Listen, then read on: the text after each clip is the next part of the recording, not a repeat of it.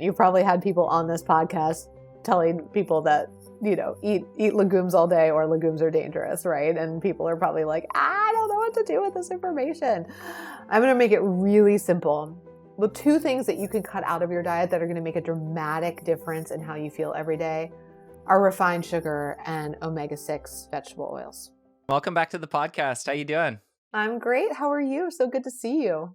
Good to see you again. It's been not that long. I think last time we chatted was summer of 2020, but a lot has happened in your life since then, including a new baby, which is just over 2 months ago. So you've been busy. Let's talk about, you went from being a mom of 2 kids to 3. Talk about what that transition's been like. Oh my gosh. It's been wild. I'll be honest, it's been a little wilder than I think I thought. I think we thought, oh, we've had 2 kids. We got this. And then we had a third and we were like, whoa, we don't got this. But he is adorable. He's a sweet little baby and he's starting to sleep more, which I can watch my own sanities increasing day by day as the sleep gets better, which is a nod to, some of the topics we're going to talk about today. So I'm living my own story right now. And the new book that is coming out right around the time we launch this is State Change. Let's talk about the timing of that. When did you start writing this book? I started writing it right in the early phase of when COVID-19 pandemic started. Suddenly, we were all catapulted into work from home, right? And I thought it was a huge privilege to be able to work from home. I'll say a lot of my friends in medicine were frontline workers and not able to do that. So I think it's a real privilege, but it was also extremely disruptive as those of us who went from kind of living our day-to-day lives to suddenly being home all day, having no social life, having no kind of childcare support, not traveling and not seeing our colleagues, not seeing our friends, and being in a state of perpetual constant anxiety. And that was what almost everyone experienced. I don't know a single person who wasn't touched by that. And so in that moment and in that experience for myself, I had an idea brewing for State Change for my book for a while. And I honestly started writing it because I needed something at night to do other than doom scroll the news. Something that felt productive and something that would feel like I could share some of the knowledge that I had in a way that might be helpful to people. So that's when it kicked off. And here we are. It's coming out January 22. And at this point, Parsley Health, everything's totally online, right? Yeah, absolutely. So what a lot of people don't realize is that all of our patient care at Parsley was mainly via telehealth before the pandemic. Our local members in New York and LA were mostly seeing us online. And so all of our providers were used to online visits. All of our patients were used to online visits. And actually, in addition to New York and LA, we had launched full telehealth capabilities in about 10 states before the pandemic. And so because of that, we were able to continue operations, continue doing everything we were doing. And we saw that people needed us even more, but needed us in that moment and in those early days for something really different than maybe they had come in for.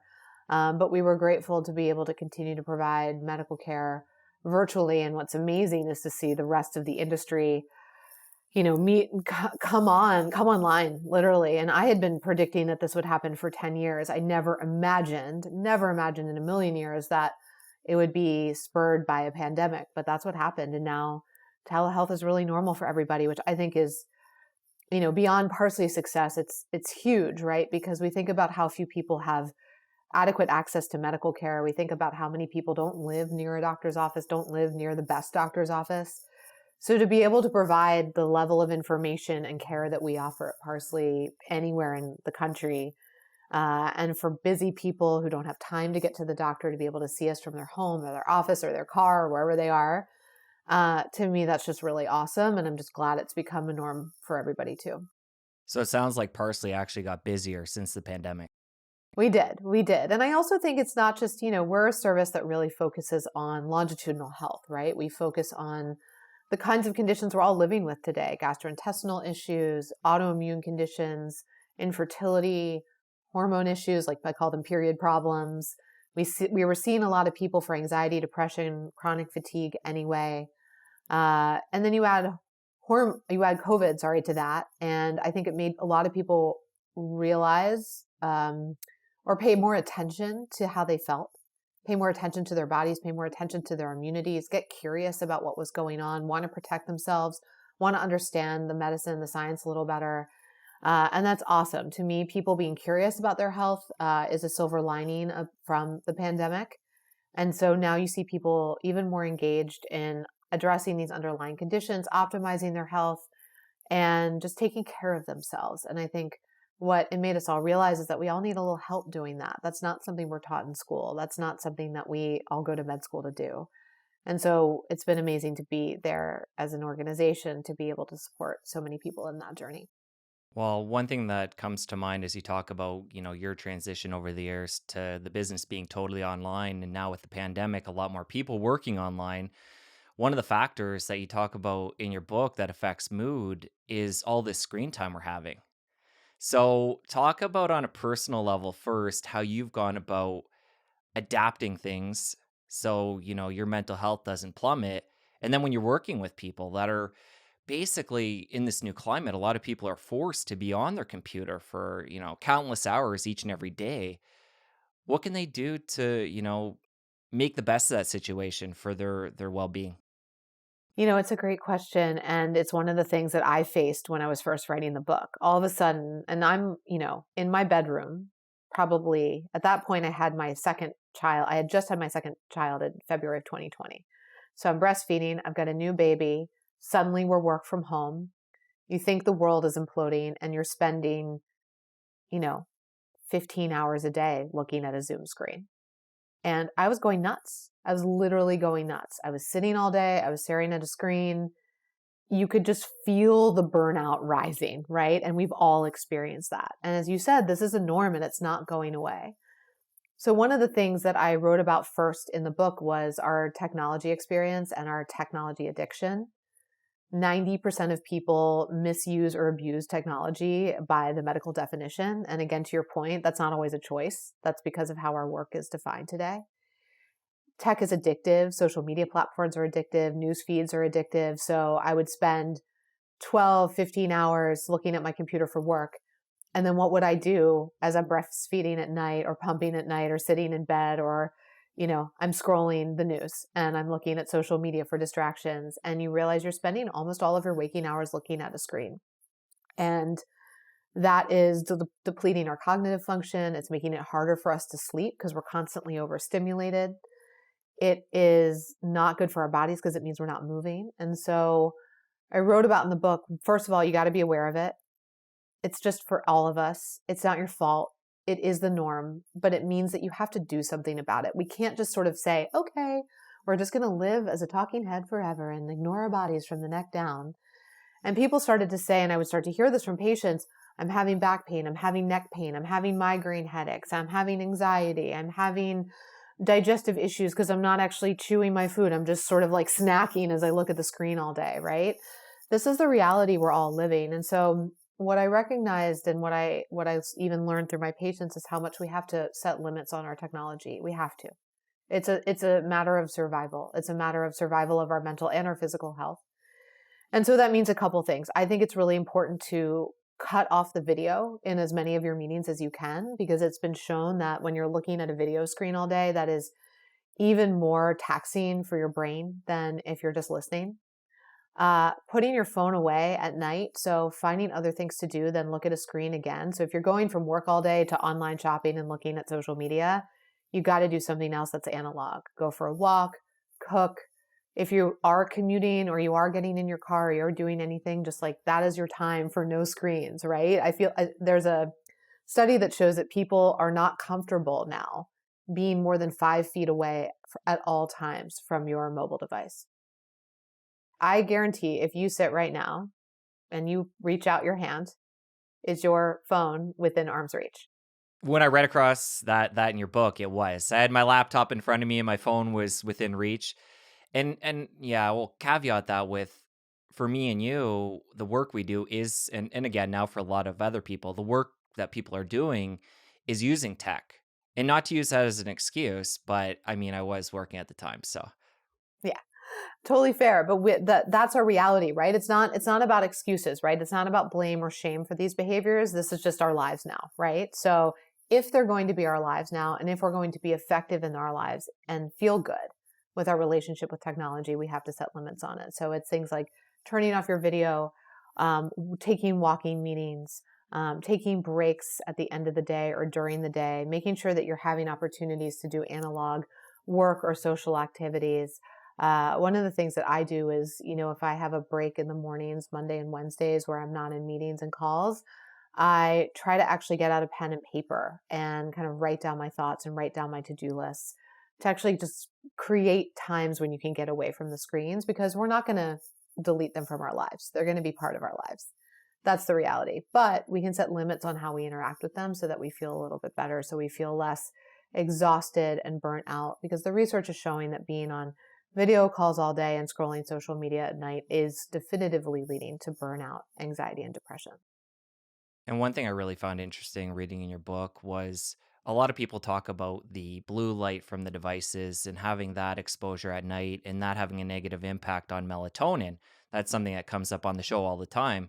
But you also took that further and said there's also a cortisol spike. So if people are putting on their blue light glasses or using, different technology to block the blue light, that's not stopping this underlying layer of your cortisol spiking. So talk to that a bit. Yeah, it's actually been shown that the stimulation from looking at your phone, absorbing information, constant pings and dings and notifications, the literal dopamine high we all get when we get likes or shares or comments, right? That's all designed to keep us engaged. And engagement means that you're stimulated. And so we're constantly being stimulated by this deluge of information. It doesn't matter what platform you're on. It doesn't matter what you're looking at. So if you're going from text to social to news feed to online recipe to anything else that you're doing, you're really highly stimulated. So taking at least an hour, screen-free 30 has been my rule for a long, long time. But I find that people really do better if they try to turn the screens off for an hour before they want to go to bed. And blue light is part of it, because blue light is disruptive to our brain's melatonin production, which helps you go into deep sleep. But it's not just, as you say, the blue light. It's the cortisol spike and the hyperstimulation that we're in that leads to your brain racing all night. And then what happens is you can't actually hit those 3 to 4 full REM cycles that you need to feel truly rested in the morning. So people will say, well, gosh, I slept for 6, 7, 8 hours. 6 and 7 is not enough, by the way. Most people need 8 to 9, as I share in the book. That's simply true. So if you're one of those people like me who needs a full 8.5 hours sleep, and you're like, God, I wish I could be one of those people who needs 6 to 7. No one needs 6 to 7. It's just not true. So you're not alone. Very few people. There's a very small percentage of people who thrive on 6 hours of sleep, but 99% of us don't. And you're saying, I'm getting 7, 8, 9 hours of sleep and I don't feel rested. It could be because you're hyperstimulated at night. And so you're not actually hitting those full 3 to 4 full REM cycles that you need to get through to wake up and actually feel refreshed in the morning. And it really makes a difference. And one of the things I found you really hammered home in the book is exercise. And this ties into the sleep piece because you talk about people struggling for, to get a quality sleep. A lot of times they turn to prescription meds or different supplements, but exercise can actually work better. So, yeah, talk about the physiology there and how that works. Our bodies were designed to process emotion through physical movement. That's who we are. When we don't move, our emotional energy actually gets stuck in our bodies and can lead to disruptions and disease and illness over time. We were designed as human beings, as physical vehicles, to process our emotional energy through movement. And that's why exercise feels really good, right? And so it's not just the endorphin rush. It's actually a healing mental health practice. And research has shown that 95% of people who start exercising for about 4 to 6 weeks see significant improvements in anxiety, depression, chronic fatigue, whereas only around 50% of people who start taking an antidepressant feel better in that time frame. And so antidepressant medications may be a really critical part of your mental health journey, and that's amazing, and they're life-saving drugs for a lot of people. But imagine the double whammy and how much impact you would experience if you added exercise, which is proven to be as effective as many antidepressants, to your antidepressant. Or if you gave it a try, because what I've seen in my patients is that for many people, the difference between moving and not moving is the difference between having anxiety or depression or not. And that's really powerful for people. But just as you shared about, this is our lives now, this is how we live, we look at screens all day, that's what it is, that's the relationship with tech that we have. That relationship with tech is also dictating that we sit for 11 hours a day on average. And that's a huge problem. And it's leaving us without that daily opportunity to process that emotional energy. Emotions are not the problem. I see a lot of messages out there. Control your emotions. Control your emotions. What does that word control mean? It means suppress your emotions. We're supposed to feel scared when there's a global pandemic, or when we're stressed about our finances or about our health or about our family situation. We're supposed to feel anxiety and fatigue when we're tired, and sadness, right? These are natural experiences. These are things that we need to pay attention to. And the way to feel these emotions without them making you feel like you're out of control and they're taking over is to process those emotions through movement. And that's a natural human skill set, healing skill set that I think we've sort of lost. I really found that part of the book fascinating where, and you've just touched on it a few times there in your answer, but the fact that actually moving the body helps release stuck emotions. And this is the only way to get those out. So somebody who is, maybe trying all different types of modalities and they're feeling like their mood is just, they're caught up in negative thinking. If they don't use exercise as a proper outlet to release those, they can get stuck. And that's what I see so often is people getting stuck, right? Many people don't have access to therapy or to prescription medications, but more and more people are, which is awesome. I see the industry tackling that to some degree now, which is a great start, right? But I see a lot of people who do have access to those types of therapies and they get stuck, right? And they get stuck where maybe they're feeling stable, and that's an amazing next step, but they're not feeling like they're thriving. They're not feeling great. And oftentimes it's because the roadblocks to peak mental health are in the body. And movement is one of the ways that we can undo those roadblocks and get past those roadblocks, right? And so underneath, when we're not feeling well emotionally or mentally, can be chronic illnesses, can be our a relationship with technology, but can also be lack of movement. And just adopting a movement practice can be so healing, and can almost be like that. How do I'm trying to climb Everest with my mental health. It can feel really daunting for people. It can feel like, well, it's all in my head. What do I do about my head? This is just the way my mind works. This is just the way my brain works. I've experienced trauma, and this is natural response to that. And all of that can be true. But if all of that is true, then you need even more support. You need even more resilience. And what I see people missing is that you can find that in the body. And it's kind of like getting to base camp if you need to climb Everest. And I know you talk about in the book, and I've been guilty of this as well, is that when we get busy, exercise is often one of the things we cut out of our lives. And I like the way that you put it. You take exercise very seriously, almost like the fact that we need to sleep at night, we need to eat meals to fuel our body. We have to start looking at exercise as that fundamental that we need to make space in the schedule because of its importance. Yeah, listen, I get it, everyone. I'm a mom of three. I'm working my tail off. Like life is busy. The screens are so easy to fall into, as we've discussed, right? And kind of not come out. I get it.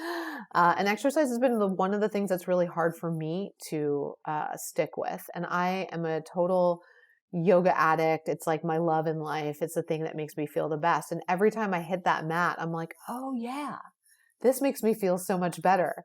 And then 3 days later, right, I can forget. But back to when I, initially started writing the book, back to those long days in my bedroom, feeling like I was, sleeping and waking and spending most of my day in that room, because my husband and I were like sharing the very small space, trying to avoid the kids, trying to be on our Zoom calls, trying to kind of keep it all going, and just deal with the situation that we were in. And in that, I was always somebody that hated working out at home. I hated following a class online. It just wasn't my jam. And if I couldn't physically go to the yoga class, I was like, well, it's not worth going. And I didn't have that choice anymore.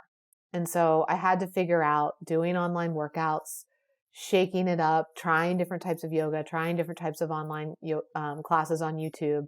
I found all this free stuff. And there's a whole universe out there of amazing online workouts, as we know. And whether it was just going for a long walk at the end of the day around the house, or whether it was doing an online class, I had to shift my expectations of what it could look like. But then it became vital, right? It became critical, because otherwise I was just sliding into a place of feeling constantly anxious, constantly fogged. And when I would work out, it would undo all of those feelings. And it was just such a reminder for myself of that. And I love what you said. You have to take it as seriously as any prescription you're taking. And Robin, with how busy you must be day to day, if you're finding time, we can all find time to do this. Well, we all can, but I think we all need that support, and we all need that reminder that I think sometimes, the wellness side of health, or the lifestyle modifications that we make, right? I tried not to use the word lifestyle in the book at all. I think it's mentioned like once or twice.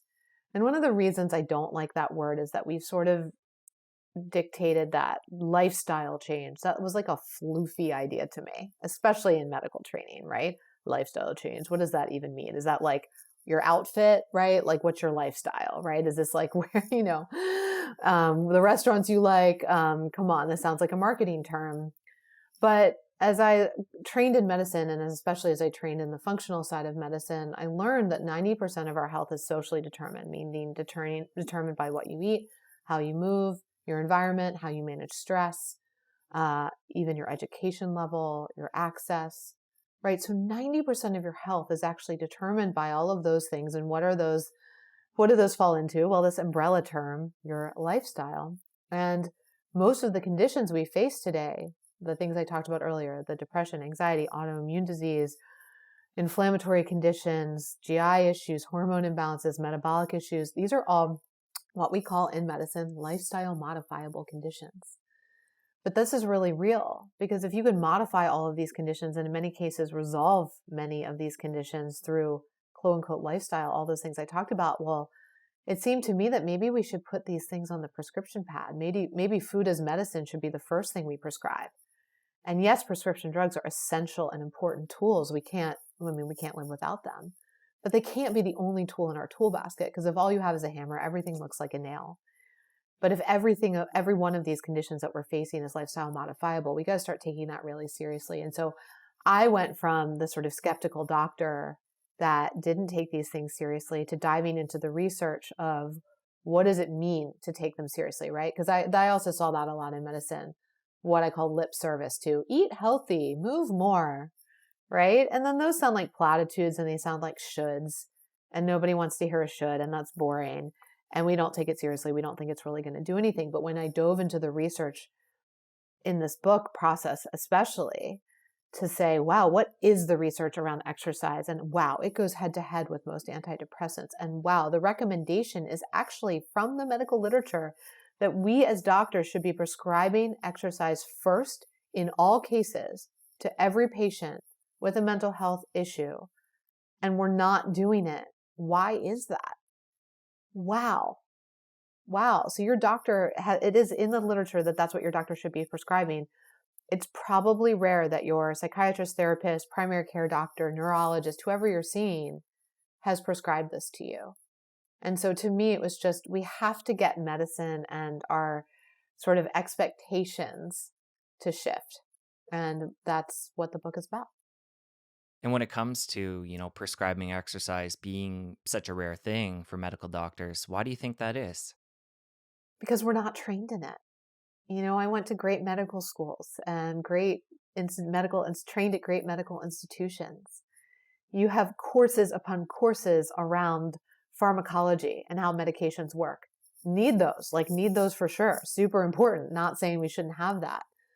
But education in medical school on nutrition is like a couple hours. And most of it, by the way, is about things like tube feeding for ICU-based patients. And again, you need to learn that.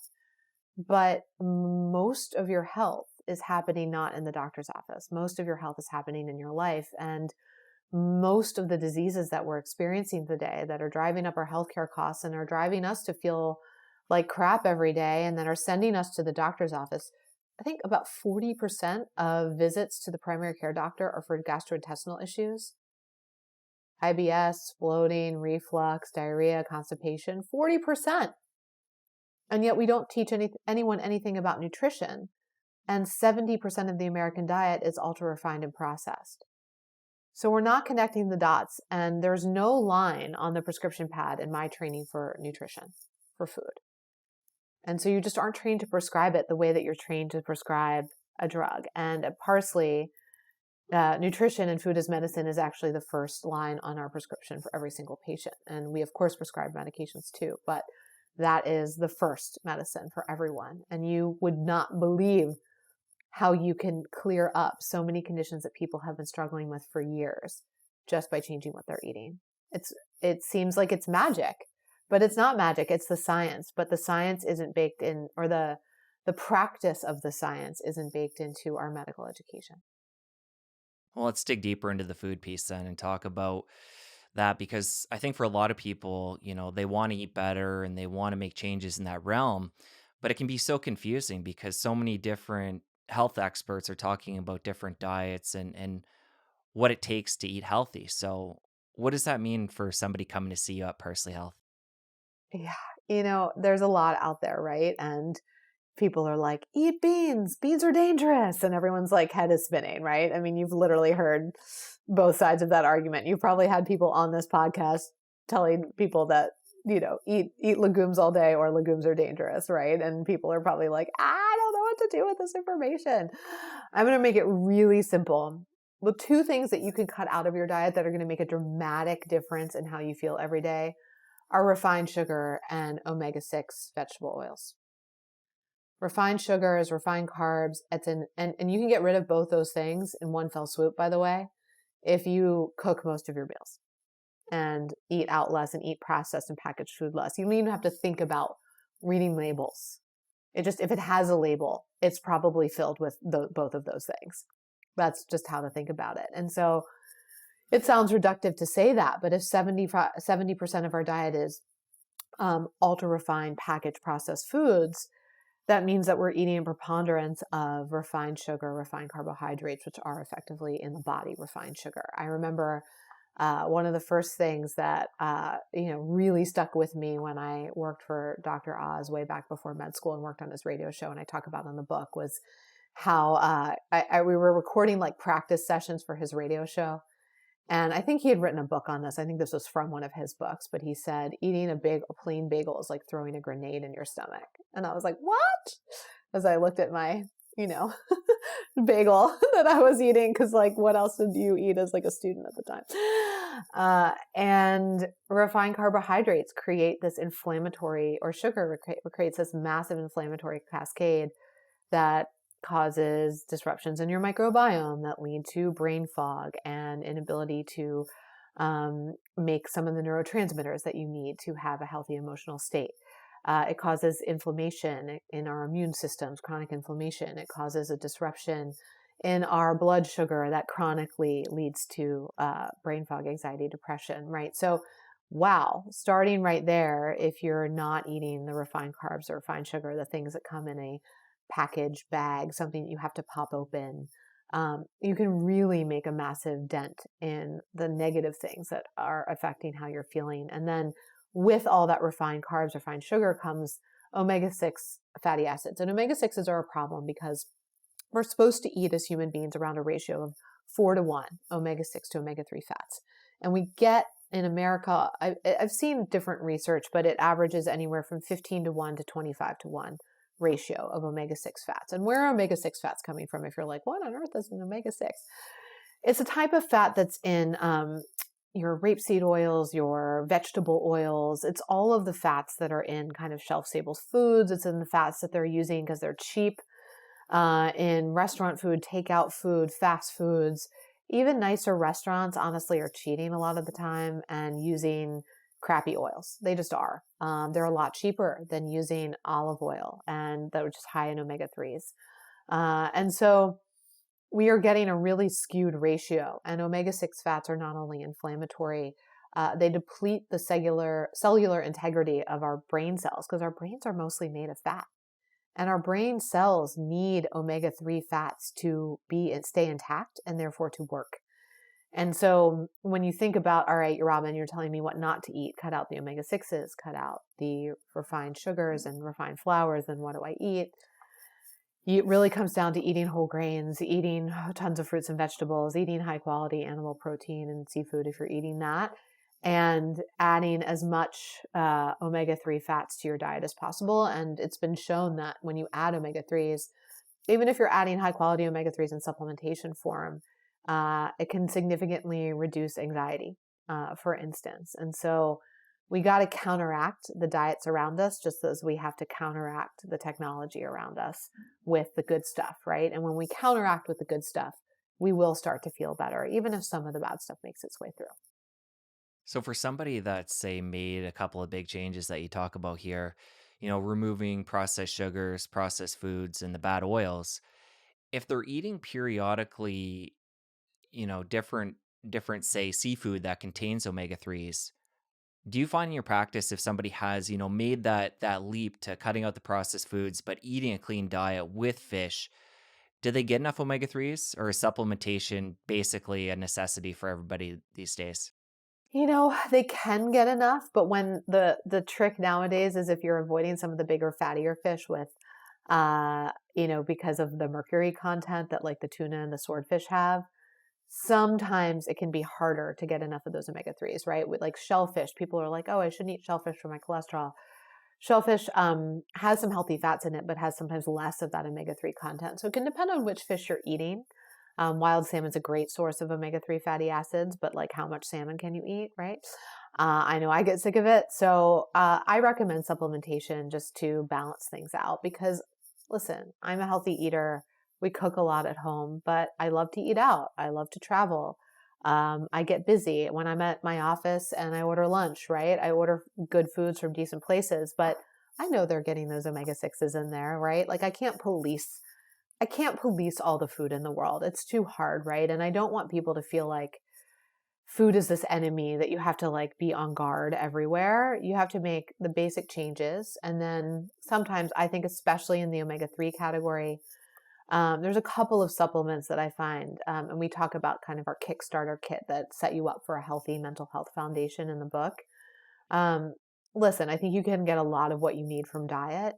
The one thing I disagree with that you'll hear kind of from medicine is, oh, well, if you eat a healthy diet, you don't need anything else because, again, they're not accounting for that it's almost impossible to eat a fully healthy diet and that very few people actually do it. So the reality for most people is that they do benefit from supplemental omega-3s, certain types of B vitamins, vitamin D3, and sometimes probiotics. Those are the four that I find can kind of give you that foundation that you may be eating quote unquote healthy diet, but you're probably still not getting enough of.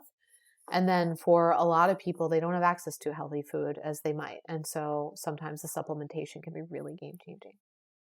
An important point to bring up, and I know you're an advocate for this as well, is supplement quality because there is so many terrible supplements out there. So if people have, over the years maybe went to Walmart or Costco and bought different supplements and maybe didn't see a difference, a lot of those, you talk about this in the book, they're not even containing the active ingredient that they supposedly have on the label. Yeah, 80% of supplements in one study didn't include DNA from the plants listed on the label for some of the herbal supplements. What? So thanks to a law in 1994, for anyone who wants a history lesson, supplements are not regulated as they frankly should be. Supplements can be useless. They can be harmful in very rare cases, but they can be. They can be powerful tools. And I find that in the medical community, because as doctors are often not educated on supplements or supplement quality, there's both the line that supplements are useless and you hear the line that they're dangerous. And I'm like, well, how could they be powerfully dangerous and also useless at the same time?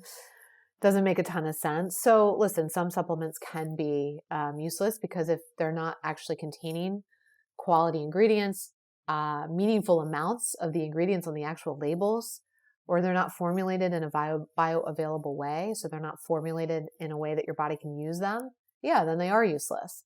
And in rare cases, they can be contaminated and therefore dangerous. And so, you know, it's a shame because, like, yeah, if you took a quarter of an antibiotic every day and wondered why your sinus infection wasn't going away, people would be like, well, hey, you're not taking enough of this thing to work, right? So supplements are the same way, but when they're high quality and they're prescribed, they can be really powerful tools. But it's really important, and I talk about this a lot in the book, how to recognize of whether a supplement is practitioner grade, is made in what's called a GMP certified facility, so a facility that's like a pharmaceutical grade facility. And, if you're getting something from a trusted practitioner, then it should be safe, tested. All of the supplements that we recommend at Parsley Health are safe, they're tested. We know they are what they say they are. And that's critical because it is a bit of a wild west out there. I'm not into taking a boatload of supplements. Can be really great supplements that are critical for certain use cases, right? And can be used as treatment, right? The herbal protocol for something I talk about in the book, which can cause brain fog, small intestinal bacterial overgrowth, or SIBO. In Johns Hopkins research, the herbs go head to head with the antibiotics for clearing up SIBO. And you got to get the right herbs in the right quantities and take them every day, just like you would an antibiotic. But oftentimes we find that we might treat SIBO with an antibiotic and then follow up with an herbal protocol or just use an herbal protocol, and the results are better lasting. And you can, through treating someone's gut, end up treating someone's brain fog, which is amazing and gratifying. But you got to use the right supplements and you got to use the real stuff. Otherwise, yeah, it won't work. And then you are just putting money down the drain. And you share a story about one supplement that really had a profound impact on your mental health, which was methylfolate and methyl B12. Talk about what you're feeling before that and how that impacted you. So listen, I eat a largely pescatarian diet. I do eat meat sometimes, but for a long time I didn't. And B12, for instance, doesn't come in anything that grows in the ground. And so a lot of people are more B vitamin deficient than they think. In addition to that, about 60% of us carry around a genetic variant called MTHFR, and we carry a variant of that where we don't methylate as well. And methylation is really important for quite a few things in the body, but especially making neurotransmitters we've all heard of, like serotonin, dopamine, and norepinephrine. And so if you have a copy of that variant, or in my case, two copies of that variant, which about a third of us have two copies, we're like slow in making and methylating, and we're slow in making some of those neurotransmitters. And as a result of that, you can really feel the difference in your anxiety and your mood level when you're taking methylated B vitamins as opposed to either taking regular B vitamins or not taking B vitamins at all. And I really wish I'd known this like earlier in my life. I really feel like looking back, it would have helped with my high school and college like angst in my early 20s mood vacillations, because I learned about this in my medical training and in my functional medical training. And when I started taking significant quantities, meaning around 800 micrograms to 1,000 micrograms a day of each methylated B12, and which you might hear as methylcobalamin, that's the same thing as methyl B12, everyone, and 5-MTHF, which is our methylated folate. It was game changing for me, just in my level of positivity, anxiety, and kind of overall outlook. And I really feel it if I go like 3-4 days, I start to feel it not taking them. Because B vitamins are water soluble, so you take them every day and your body uses what it needs, and then it can you pee out the rest. So this is one point I'll make on supplementation for a therapeutic use. You'll often see on labels like, this is 1,000% of the RDA, recommended daily allowance, or this is 10,000%. You're like, oh my God, I'm taking way too much. I'm taking too much. Right. But you'll then see, oh, all the supplements with B vitamins have like hundreds or thousands of percent of the recommended daily allowance. Why is that? You have to remember that the RDA is designed to prevent people from having like a severe disease-inducing deficiency. And that is different. Correcting a severe deficiency is very different than using a supplement or using a nutrient for a therapeutic use. So we'll talk about magnesium, right? A lot of people don't get enough magnesium in their diets because magnesium has been kind of depleted from our soil. And so it's not in as many of the foods as we might have gotten it naturally. But when I prescribe magnesium for someone's anxiety or poor sleep, I'm not prescribing magnesium to correct a magnesium deficiency. I'm using magnesium therapeutically at somewhere between, depends on the type of magnesium, but if you're using magglycinate, you might use like 300 to 400 milligrams at bedtime. That's what I do to have a deeper sleep. Uh, if you're using it that way, you're not correcting a deficiency, you're using it therapeutically to sleep better, right? And so it's important that we understand the difference for why the RDA was created, um, and when we're using a nutrient or an herbal formulation therapeutically. So I always like to correct that because most people don't know the difference. And then they think, oh, well, I'm getting enough. You might not be getting enough to treat the thing you're trying to treat. And one thing I want to highlight coming back to the methylated B vitamins is that if somebody doesn't have the means or hasn't done the testing yet to see about the MTHFR gene variant, they can take those safely either way and just see if that makes a difference. Yeah, absolutely. You don't need to go get genetic testing. You can. Genetic testing has become pretty commoditized, but it still can cost like $100 or $200. It depends on the test. And you don't need to get genetically tested to take methylated B vitamins. That's a great point. I actually note that the Parsley prenatal has methylated Bs in it because um, for poor methylators, if you're not taking methylated B vitamins, it can actually increase miscarriage risk. And so we just have all our moms on methylated B vitamins. And I recommend if you're taking a prenatal, take one with methylated B12, methylated folate, please, please, please. And it's better for you, better for baby, safer. And so what happens is a lot of times our moms will say, hey, because people start taking prenatals, especially hopefully you're taking it before you get pregnant, at least 3 months, but ideally, even longer than that. And our moms will say, hey, I've noticed a big change in my mood since I started taking these prenatals. And I'll say, I bet you have MTHFR, even if we haven't, felt it's essential to do the test. So yeah. And how quickly can somebody feel a difference if they do have that gene variant and they start taking the proper B vitamins? Few days, but you got to take it regularly, right? Supplements like an antibiotic, right? You got to take it. You got to take it all the way. You can't just take it for here and there. I keep all of my supplements on my bathroom sink, right? So I remember to take them before bed. Some people say that they feel like bees rev them up at night and disrupt their sleep. Other people actually use higher doses of methylated folate or 5-MTHF to aid sleep. You'll even see it in certain sleep formulations of certain supplements. I find that's very user dependent. So if you do find it's kind of too much of an energy boost at night, take them in the morning. And if you don't, like me, you find it makes no difference, then I take everything at night because that's when I remember, honestly. That's what's most important. Yeah.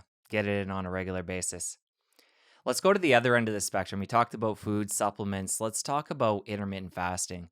This has become so popular over the last couple of years. It seems like almost every other guest that I'm chatting with here, we get into intermittent fasting. So, as a practitioner, though, somebody who's working with so many patients and so many different kinds of people, I'm curious on your perspective. Is that something that you're recommending for certain subset of people you're working with or across the board, or what are your thoughts? Yeah, definitely a subset of patients. So if you're thinking about fasting, especially a more prolonged fast, I recommend that you work with a medical practitioner and that you get some lab tests and someone supervising that because we want you to be safe, right? And there's rare instances where it might not be right for you and might not be safe. Intermittent fasting, typically a 16-hour fast, which just means like you finish dinner by 8 p.m. and you don't eat until noon the next day. That's safe, right? You don't want to do any kind of fasting if you have a history of an eating disorder or certain blood sugar imbalances. It might not be great for pregnant women, nursing women. I'm still breastfeeding post baby, so I'm not doing fasting at the moment. But, for a 16-hour fast, basically skipping breakfast, pretty safe. We're not talking about a prolonged fast. And a lot of people like to augment that. And I talk about this in the book with our famous morning glory coffee recipe, which I like to blend my espresso with a little coconut oil, which has medium chain triglycerides, and a little cinnamon for flavor and also blood sugar balance. And that combo is delicious. And MCTs are easily absorbed through the gut and into the brain for energy. And so if you're doing that intermittent fast in the morning and you are a coffee drinker, a tea drinker like me, uh, that can be a great way to get your boost in the morning. And even decaffeinated, people feel a real sort of burst of energy and clarity with that practice. And I think that that is something that, again, aside from the areas or types of folks I've just mentioned, can be really safe and really healthy and interesting to experiment with the 16-hour intermittent fast. When it comes to a longer fast, that's where I think you should have some medical supervision potentially. I like to recommend a keto sprint for certain patients, which is about 5 days on a ketogenic diet. So you are eating, but you're eating 75% of your calories from fat. You usually do a 1 day, maybe just a lighter eating day, or a 1 day fast as you go into that. That's usually sort of how you kick off your keto week. And I'll recommend doing this once a year, twice, maybe once a quarter, for people who find that it really gives their energy, mood, clarity, and metabolisms a boost, lowers inflammation in the body. A keto sprint has been shown to induce apoptosis and help people kind of clean up dead and damaged cells. And so I think, again, if talk to your doctor, there are people who shouldn't do keto, and for whom it can not have its intended consequences in terms of cholesterol levels, in terms of weight gain. It can work for a lot of people, but it's like everything, right? It doesn't work for everyone. But I like that because you are eating, and there are ways to do keto with a predominantly vegetarian diet or without doing what I see people. Sometimes people confuse keto with like eat bacon and cream cheese all day. Uh, and while that may achieve your 75% of your calories from fat threshold, I would not recommend that. There's a much healthier way to do keto, still get good fiber and plant intake. And I'm not recommending keto or a fast as a lifestyle, right? This isn't do this all the time. You'll hear people in the biohacking world, and I'm sure some of them have been guests on this show, talk about doing ketogenic diets and fasting for like prolonged and extended periods of time. As a medical doctor, I can't recommend that. There's not evidence really backing that. Now, maybe someday there will be, and that will be amazing. But there is really strong evidence around, say, doing a short-term ketogenic diet periodically for some of the things I just talked about. And people can notice a real difference. And so if you're kind of wanting to get past the beginner plan and into the advanced plan, if you're ready for that, then talk to your doctor about it because it can be interesting for people. And another area that seems to be gaining a lot of steam over the years is the use of psychedelic medicines. And this is something you took part of your book and got into a personal story. I think around the time of the release of our first interview, summer of 2020, you had an experience with psilocybin, and I was so glad to see you write about this from your personal take in your book and dedicate a part of the book to that. So we're not going to be able to get deeply into it, but let's talk about what made you do that and what kind of people might want to consider something like that for a mental health benefit. Yeah, have a chapter in the book called The New Frontier, and it talks about psychedelic medicine. It talks about energy healing. It talks about meditation. It talks about some of the things that really have huge potential, that have new scientific research behind them, and that are added tools in our possible toolkit around our mental health. And so my goal in this is for everybody to be aware of the research that's coming out, the science that's coming out. And there's been incredible research in the past few years coming out from top institutions like Johns Hopkins, that has a center dedicated now to psychedelic medicine research for mental health around its psychedelics medicine's ability to help heal people from major depressive disorder, PTSD in veterans. And so as we see more and more and more about this, and as I get more and more questions on it from my patients, I think it's important to be aware of what's out there and aware of what's coming through, whether it's ketamine for depression or things like psilocybin or MDMA for PTSD. And so I decided to try it myself because I wanted to understand what a therapeutic experience with psilocybin looked like. And I felt it could be done safely with supervision from a practitioner who supervises people for therapeutic use of psychedelics. And I've never been somebody who'd socially or recreationally experimented with that type of drug. And so I really didn't have any experience with it. And some people might be like, well, of course not. You're a doctor. And other people might say, wow, how could you not have tried that? Well, I hadn't. And so for me, it was really eye opening to understand what that experience was like. And it really left me with a lasting sense of reconnection to what's important, my sense of meaning and purpose. It allows for, in my personal experience, a dissociation from kind of the day to day story in your head of who you are and your to do list and all the context of what you think is important, your career, financials, who your friends are. I don't know, the things that you've decided matter, where you went to school, all that stuff of your resume, right? That we get told in life is what really, really matters. And my experience with psilocybin was a total dissociation from that and a sense of myself as pure awareness. I'll be honest with you, that experience was really reminiscent for me of the same experience and the same kinds of realizations I had in my 10-day Vipassana meditation experience, which I also write about in the book. And so I think there's more than one way to get there. But what I'm excited about in medicine is that we're opening the door to and not writing off some of these therapies, which can be really game changing for patients who have hit walls with other types of therapeutics, whether they're medication based or talk therapy based or CBT based, whatever it is. And I think we should in medicine always be open to therapeutic uses of whatever's out there if it's evidence based. And so that's what's happening in psychedelics. So I wanted to share my experience and also the experience of others and the experience that we're reading about in the research. And Robin, given the experience you had, it sounds like overall it was a positive one and something that you still, carry positive change to this day. Is it something you feel like you're going to need to go back to and do again, or was it kind of like a one and done thing? Well, for me, I would definitely try it again at some point. For me, though, it would be important that it would be part of a therapeutic experience and something that I'm looking to work around integration. Because I think that's one thing that people hear psychedelics and they think, oh, this is just recreational, this is like for fun.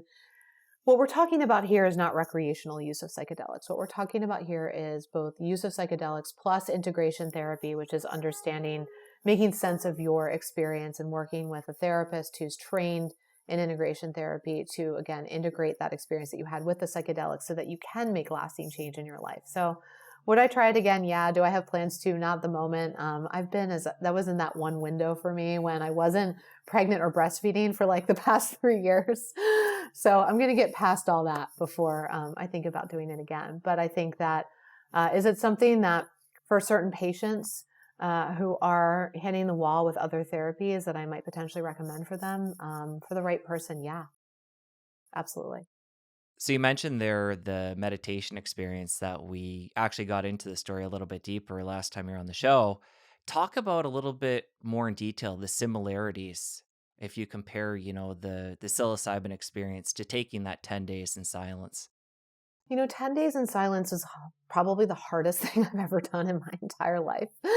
And it's up there with, delivering 3 babies and med school and a few other really hard things that I've done. But what I found is that depth of practice of meditation puts your mental state in a completely different place, right? And I did that, gosh, over 10 years ago now. It's been a really long time, but I found that by the end of that, not only do you feel this sort of incredible euphoria that I would almost describe as like a really prolonged runner's high, but you also experience this incredible sense of calm, connectedness to the world and the planet and to other people, and a really deep sense of what matters and what's important in your life. It clears the mind of some of the preoccupations that are racing through our brains every day that are certainly not necessarily causing things like anxiety, depression, and burnout, but not helping, right? And that experience lasted with me to this day. And I'm able to find that again in my daily meditation practice. So meditation for me is a really big and important part of my personal life and my personal work. And I found it's really saved me, helped me navigate the stresses of running a company, starting a company, being a mom, and all of the pressures that come with modern life. Meditation for me is that daily grounding experience that reconnects me, that plugs me back in, that's re-energizing, and that reminds me of the things that are really important and helps me kind of see through the fog, right? Because even if you don't have daily brain fog, which some of my patients are struggling with and can be absolutely debilitating, I think all of us can just feel like sort of permanently distracted, back to our conversation around technology, and feel like our heads are ping ponging around from one thing to another. And it's just really hard to feel like you've landed. I know I experience that a lot, right? And so my meditation practice is a way that I come back to that each and every day, and a way for me to kind of plug back into my body and my physical experience and get out of the future, get out of the past and into the now. And I haven't needed so far to go back to another 10-day experience. Talk about things I absolutely will do again at some point in my life. I absolutely will do that again.